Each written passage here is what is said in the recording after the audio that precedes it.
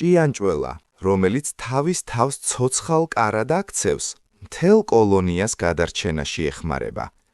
კოლობოფსისის გვარის წარმომადგენელი ეს საოცარი მწერი ჩვეულებრივი ჭიანჭველებისგან განსხვავდება.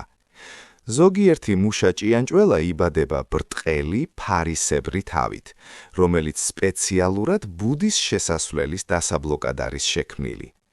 როდესაც საფრთხე ახლოვდება, გუშაგი ჭიანჭველა პოზიციას იკავებს და თავს მჭიდროდ აჭერს წრიულ ხვრელს.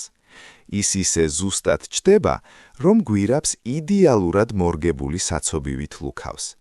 მტაცებლები ვერც გვერდიდან კბენენ მას და ვერც გარეთ გამოკაჩვას ახერხებენ. გარედან ის ნიადაგის ნაწილს ჰგავს.